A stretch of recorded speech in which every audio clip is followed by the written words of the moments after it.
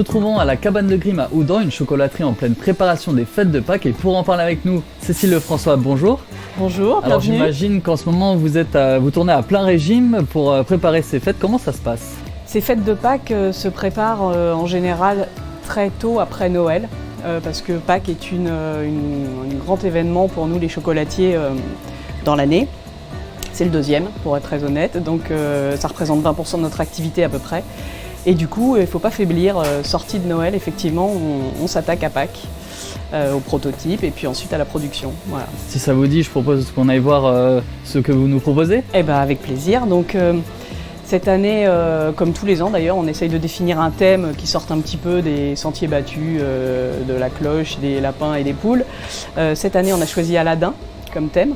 Et donc, on a décliné les personnages, les sujets autour de ce thème-là, d'Aladdin.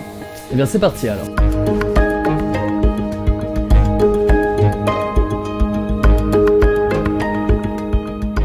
Donc là, Cécile, c'est ici que se trouve le gros de votre production. Exactement. En tout cas, tous les sujets thématiques, donc autour d'Aladdin, effectivement, se retrouvent ici. Voilà, donc vous avez l'œuf mille et une nuits ici, qui ressemble à un mandala un petit peu et donc qui rappelle un peu ce côté exotique. Vous avez l'éléphant, le califant, voilà. Donc une assez grosse pièce, effectivement.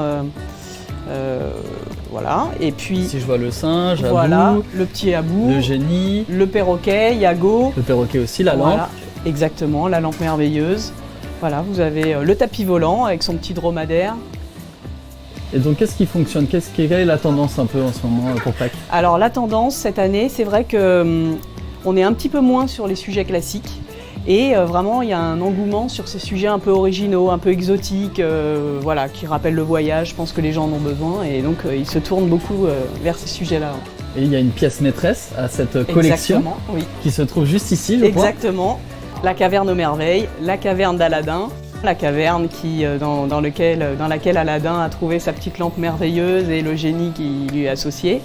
On retrouve sur cette pièce le tapis volant, évidemment, le trésor et puis cette fameuse caverne. Donc c'est un vrai travail d'orfèvre. Est-ce qu'elle a été commandée, cette pièce? Elle n'a pas encore été commandée, mais on a bon espoir qu'elle le soit en tout cas. Je crois que je vais y réfléchir alors. Ouais.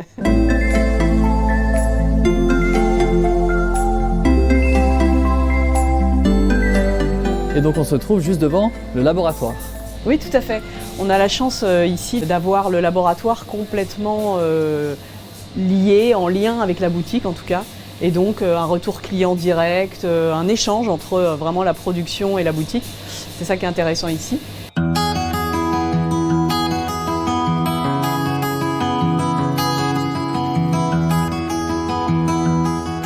Cécile, vous êtes ouverte depuis 2014 et forcément la Cabane de Grimm, ça nous évoque un peu les contes. Quelle est l'histoire de ce magasin?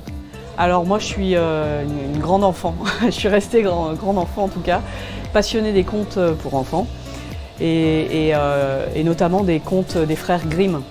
Donc j'ai voulu rendre hommage à ces écrivains, conteurs en tout cas. Voilà, donc on a créé cette boutique vraiment sur ce thème-là. Donc sur les étagères, vous retrouverez des lutins, des fées, voilà, donc un monde un peu fantastique, un peu magique et qui me va bien, je trouve. Voilà. Donc depuis 8 ans maintenant, vous vous attelez à créer chocolat, confiserie et glace pour les petits et les grands. C'est ça, tout à fait, en espérant que ça ravisse voilà, les petits et les grands, oui. En tout cas, pour Pâques ou même en tout temps, tout le monde peut venir ici. Merci beaucoup, Exactement. Cécile, d'avoir été avec nous. Merci à vous.